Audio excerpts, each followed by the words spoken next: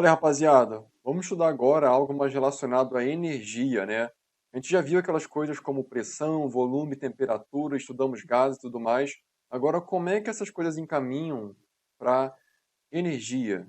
Que é quando você fala da termodinâmica, geralmente a gente fala de energia, fala de calor, fala de realizar trabalho, movimentar alguma coisa, né? Então, o que que vai acontecer aqui? Primeira coisa é o calor, né? E o calor, cara, você já estudou antes.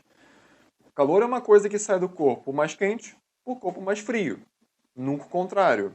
É uma energia que só faz sentido você falar quando alguma coisa está fluindo, quando você tem um contato de um corpo mais quente com mais frio.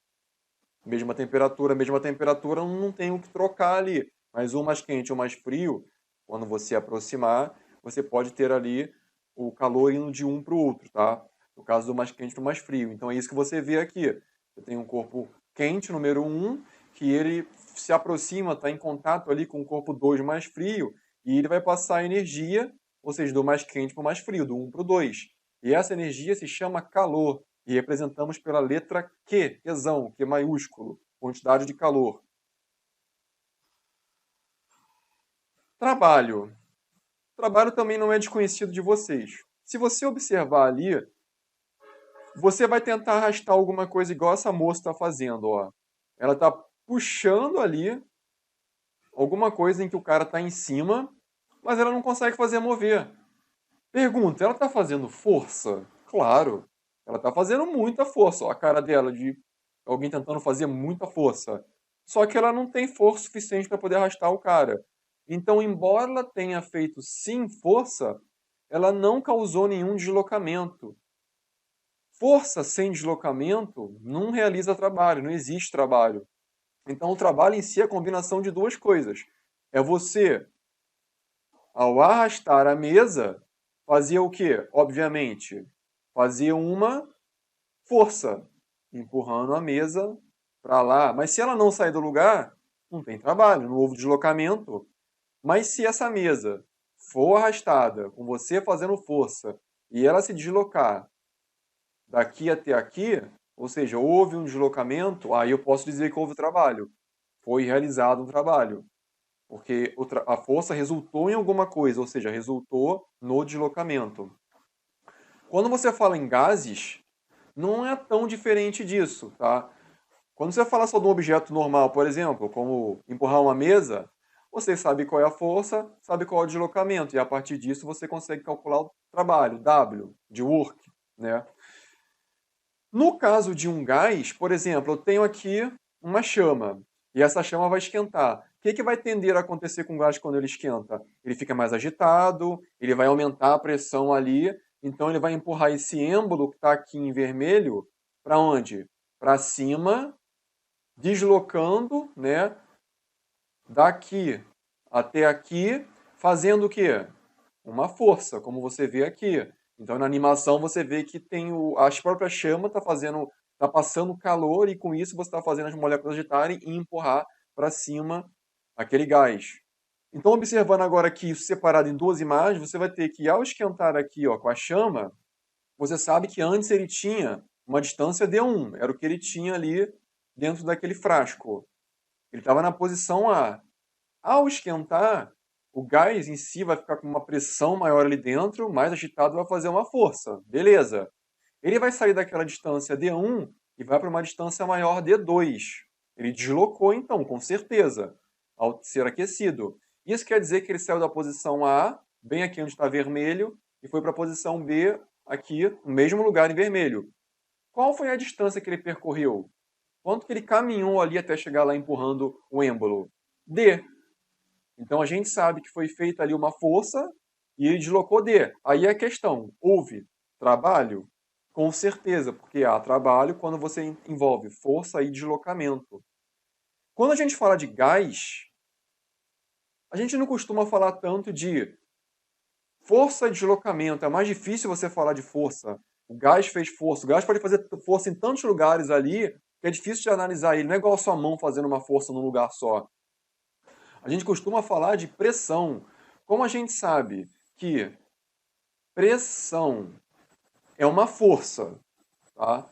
Só que não é uma força em qualquer lugar, é uma força que você faz numa área. Por exemplo, se você pegar sua mão, a palma dela, e empurrar a areia, você vai fazer uma certa força em uma área. Você vai fazer uma certa pressão. Você vai marcar ali a areia com o formato da sua mão. Se você fizer a mesma força em termos de quantidade, de força física, mas só com o dedo, a área do dedo é muito menor do que a área da palma da mão. Então, essa área do dedo, por ser menor, quando você fizer a mesma força, vai afundar a areia toda. Por que isso vai acontecer? Porque você, ao diminuir a área, o que você faz? Você aumenta demais a pressão num único ponto. Então você acaba afundando, ao invés de espalhar a força na sua mão inteira. Então, essa relação entre a pressão e a força vai depender muito da área, de onde está sendo aplicada e distribuída essa força, tá? Então você vai ter aqui, no caso de um gás, a gente não fala mais tanto de força, a gente fala de pressão.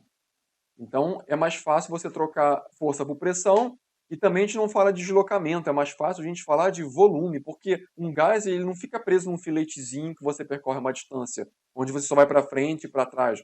O gás é uma coisa mais dinâmica, ele ocupa um volume tridimensional. Tá? Ele ocupa um volume em que pode ser um cilindro menor, um cilindro maior, um cilindro mais alto, uma caixa quadrada. E isso tem volume, não só distância. Então faz mais sentido trocar distância unidimensional por volume, que é uma coisa tridimensional. Mas você vê que ambos falam de quê? Ambos falam ali de uma coisa que você consegue medir, que pode aumentar, que pode diminuir. Então a gente está fazendo só algumas trocas. Então se você vê aqui, ó, vamos pegar a área e vamos passar para o outro lado multiplicando, porque está dividindo F. Então vamos passar para o outro lado multiplicando. A gente aqui consegue ter que a força ela é a multiplicação da pressão vezes a área. Essa é outra forma de escrever. Força é igual a pressão vezes área.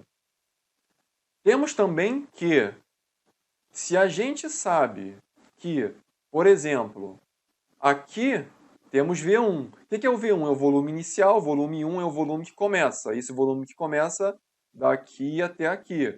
Sabemos também que o V2 é o volume depois que o negócio exerce uma pressão, o gás exerce uma pressão, e ele aumenta seu volume. Do volume 1 até o volume 2, temos uma variação. Quem é essa variação? É onde está verdinho aqui, até onde ele aumentou e chegou até aqui. Antes falamos que era uma distância, mas agora a gente vai trocar. Daqui onde está verdinho até aqui, que é o mesmo lugar, só que depois de ele ter aumentado seu volume, a gente vai ter uma variação do volume, ou seja, um ΔV, que vai ser o quê? Volume final, V2, menos volume inicial, V1. Isso é uma forma de analisar. Então agora é o seguinte, vamos pegar aqui rapidinho, ó. Trabalho é igual a força vezes deslocamento. Não estamos interessados em usar força ou deslocamento. A gente vai pegar aqui o trabalho, vai ser igual a força. Só que a força não vai ser utilizada agora, ó.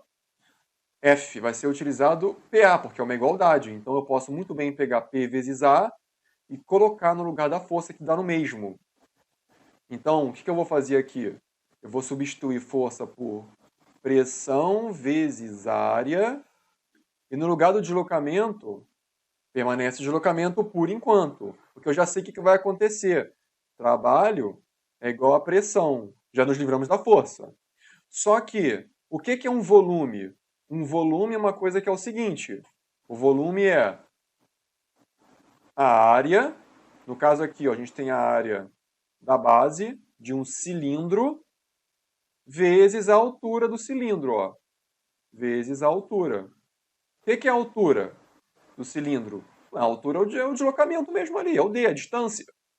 Então, A vezes D nos dá exatamente o quê?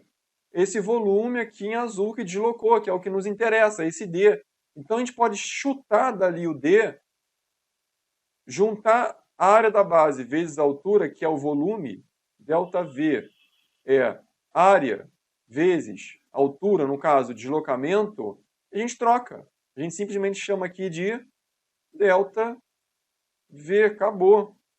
Agora a gente tem uma equaçãozinha aqui, ó, muito melhor. Essa equação agora nos tira força e deslocamento, força e distância, e coloca pressão e volume. Lembra? O que você estudou antes em relação ao estudo dos gases?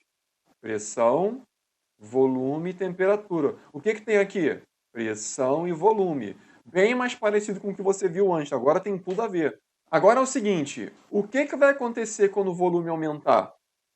Bom, quando o volume aumenta, realiza trabalho, porque você sai de uma posição em que você tem um volume menor e o gás é capaz de empurrar o êmbolo. Se ele é capaz de empurrar, isso quer dizer que gás realiza trabalho.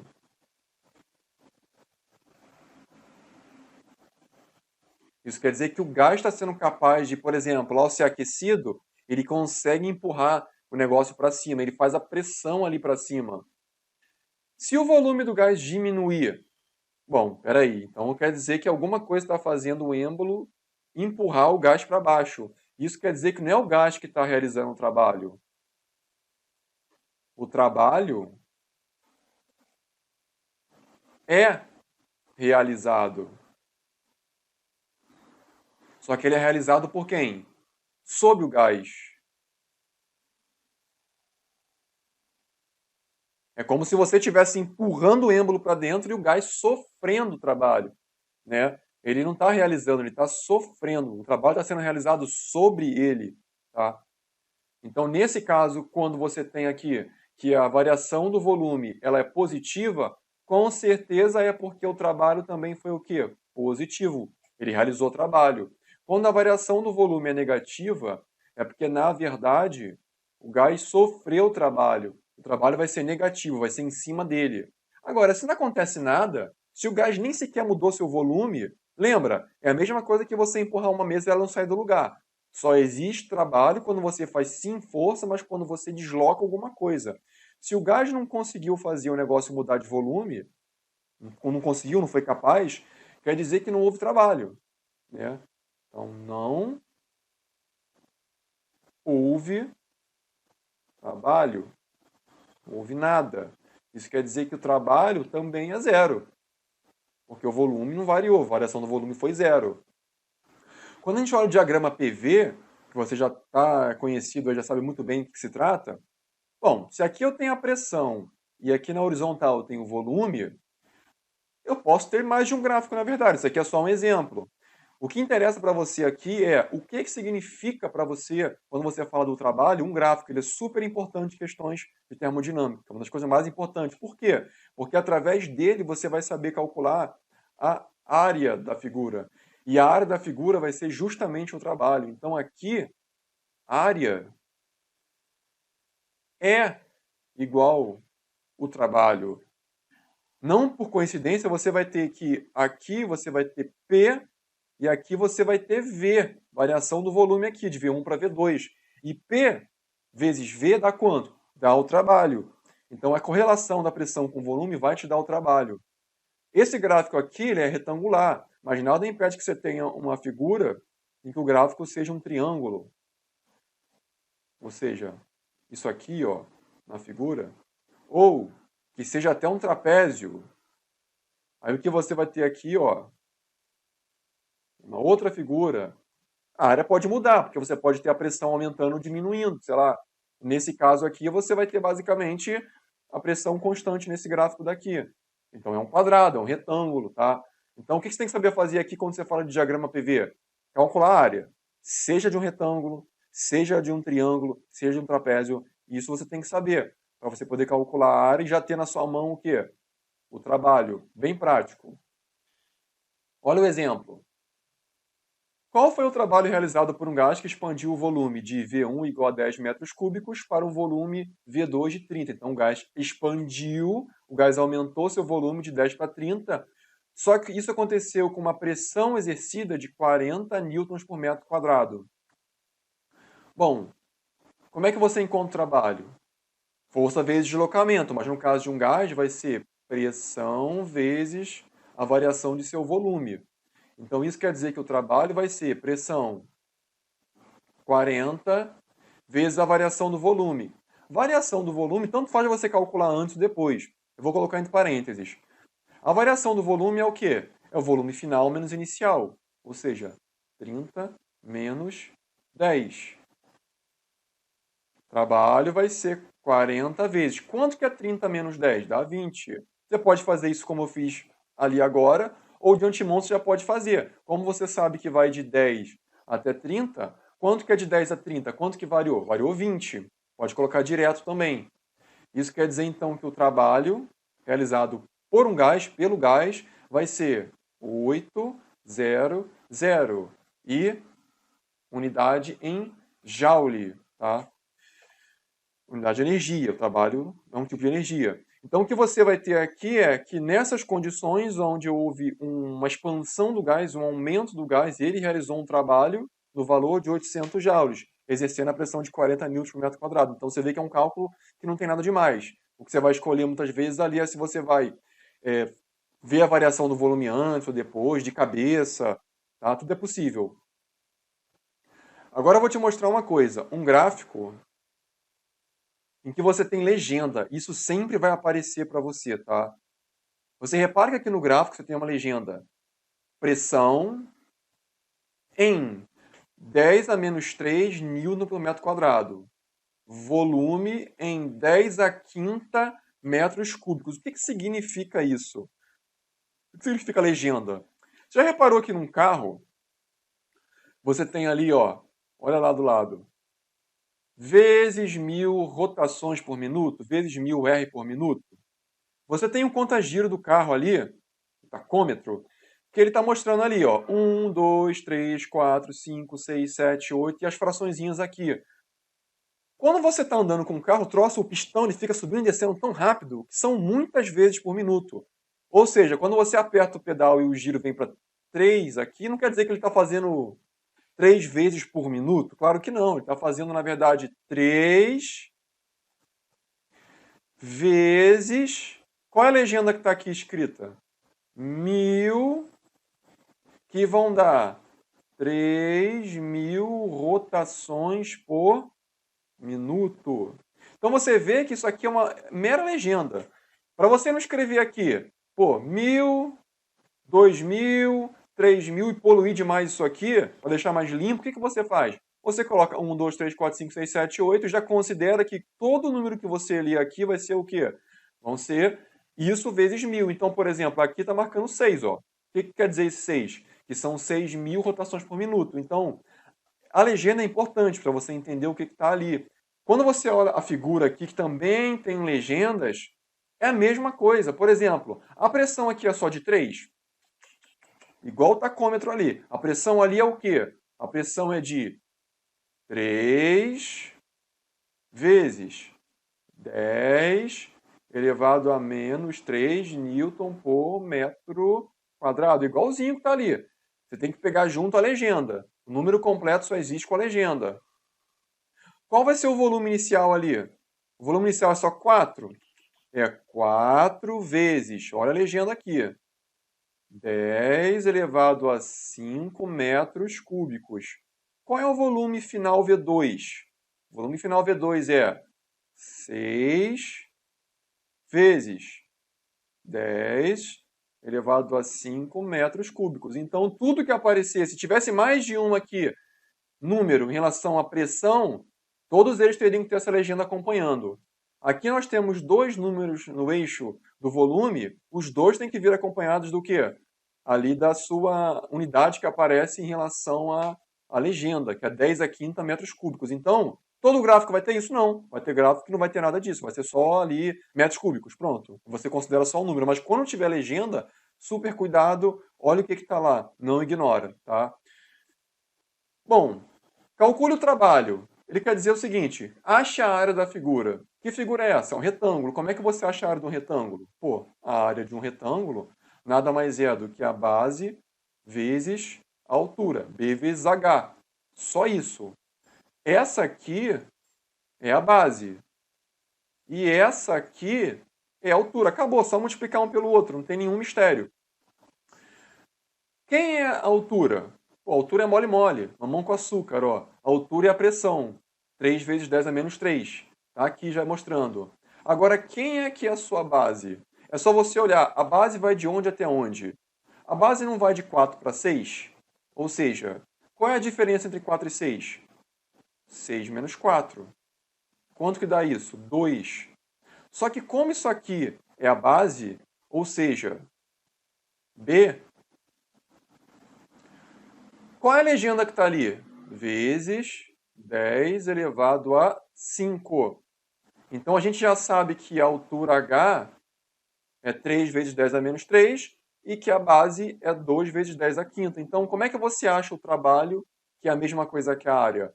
É só fazer base vezes altura. A base é 2 vezes 10 a quinta.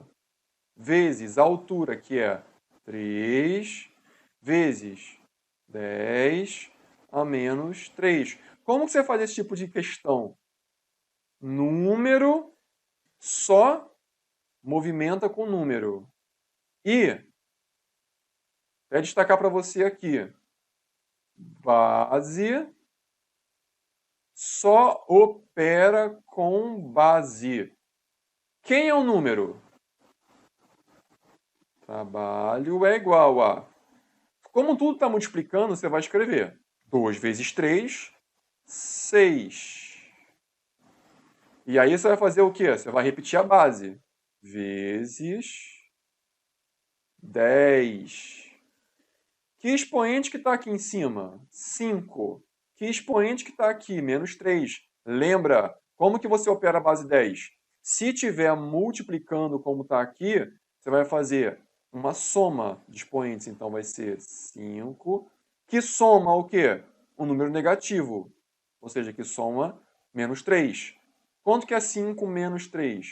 Dá 2. Então isso quer dizer que aqui o expoente vai ser 2. Simples assim. E a unidade disso, como é energia, como é um tipo de energia eu trabalho, é Joule. Então, qual cuidado você tem que ter aqui nesse tipo de questão? Cara, o único cuidado é você simplesmente, primeiro, saber calcular a área de um retângulo, um triângulo, um trapézio, ou seja lá o que for, e tomar cuidado com a legenda. Pode ser que tenha, pode ser que não tenha, mas não tem nada demais. Já está ali para você interpretar. O que nos leva agora para a energia interna. A energia interna, ela é a soma das energias que você tem ali no gás. Por exemplo, tá vendo aqui que o gás está agitado? Ele está bem agitadão. Pô, ele está agitadão porque ele tem as moléculas dele ali, está fazendo ele ficar agitado. E quanto mais quente ele tiver, ele vai estar mais ou menos agitado. Ele vai estar mais agitado.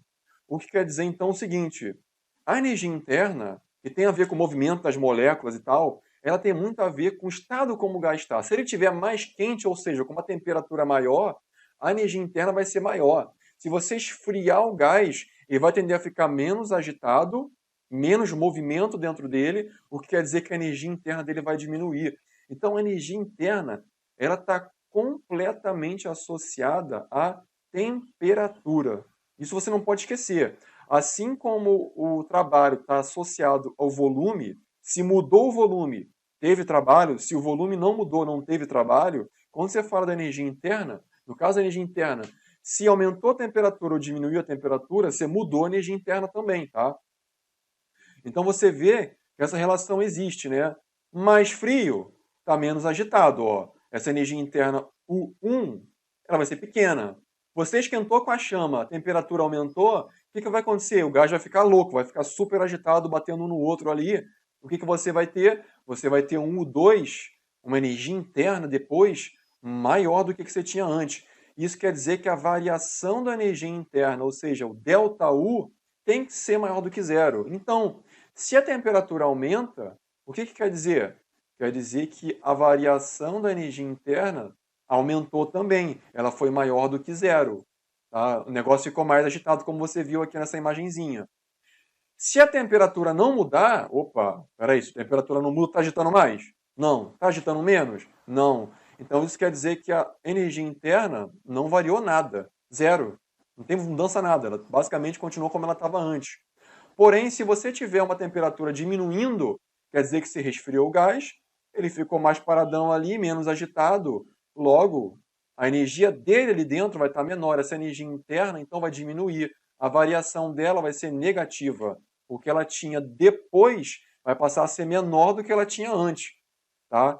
Então, você vê que uma coisa está exatamente ligada à outra, como você viu entre volume e trabalho. Então, se você lembrar dessas coisas, você consegue muito bem. E isso vai nos levar à primeira lei da termodinâmica. Ela fala o seguinte: bom, cara, O que eu posso fazer aqui? Se eu tenho um camarada que é uma fonte de calor, essa fonte de calor ela pode fazer basicamente duas coisas. Ela pode servir para você ter ali um trabalho sendo realizado, ou seja, você deu calor e você tem ali o objeto lá, que ele vai fazer o quê? Ele vai fazer uma pressãozinha aqui, por exemplo, e você vai ter esse êmbolo subindo. Isso pode acontecer? Você viu como antes que pode. Você vai fazer o quê? O volume que tinha um valor passa a ter um valor maior, ele aumentou o seu volume. Então ele realizou o trabalho. Por quê? Porque você veio aqui e esquentou ele. Então é isso que importa. Só que não só isso. Você também é capaz de fazer uma outra coisa, né? Que é variar a sua energia interna. Por quê? Porque se isso daqui tem a ver com você ter variado o volume, você vai ter também que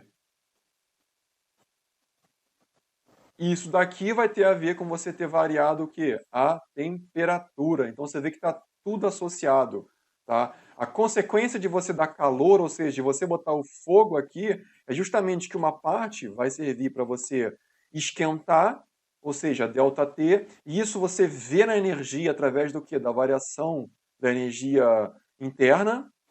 E a outra parte é você realizar trabalho, que você enxerga através da mudança do volume ali do gás, entendeu? Então você pode escrever a primeira lei assim, que o trabalho ele veio do calor que você deu, certo? Mas também vindo do calor, você vai ter o quê? A variação da energia interna. Então, a coisa foi dividida, você deu calor, uma parte foi o trabalho e outra foi a energia interna que mudou, ou seja, mudou a temperatura. Só que normalmente você vai ver ela escrita assim, ó. ΔU, a variação da energia interna, é igual. Se você passar o trabalho para o outro lado, ele tem sinal positivo, vai ficar negativo. Então vai ficar Q menos W, que é o trabalho. Então, geralmente é assim que você vai ver a energia interna. Ó. Sua variação vai ser calor menos o trabalho. E essa vai ser a primeira lei da termodinâmica. Tá? Nada demais. Já entendeu que uma fonte ali de calor vai servir para você poder movimentar alguma coisa e fazer ela esquentar. Lembra, um carro? Ele esquenta, querendo ou não, ele esquenta pra caramba e ele também consegue fazer a roda se movimentar, não é? É o objetivo. Qual foi a variação da energia interna de um gás que recebeu 1.500 joules de calor Q e realizou 600 joules de trabalho W? Então, ó, primeira lei, ΔU é igual a Q, calor, menos trabalho, W. ΔU é igual. Quanto de calor que foi fornecido ali para o gás? 1.500 joules. Menos o trabalho que ele conseguiu realizar, que foi de 600. Ou seja, dos 1.500 a gente já sabe, 600 foi realizar o trabalho. Quanto que serviu para poder, de fato, esquentar, mudar a temperatura, ou seja, mudar a energia interna? É só você subtrair 1.500 menos 600, deu 900 joules. Então você entendeu que o calor ele era 1.500. Uma parte dele, 600, serviu para quê? Para realizar trabalho. E a outra parte, 900, serviu para quê? Para mudar a energia interna, ou seja, para aumentar a temperatura. Então a soma dos dois deu o quê? Vai dar o calor. Então o princípio é muito simples, é só isso, tá? Então na aula que vem vamos falar sobre as transformações envolvendo a primeira lei. E por hoje é só. Tchau, tchau.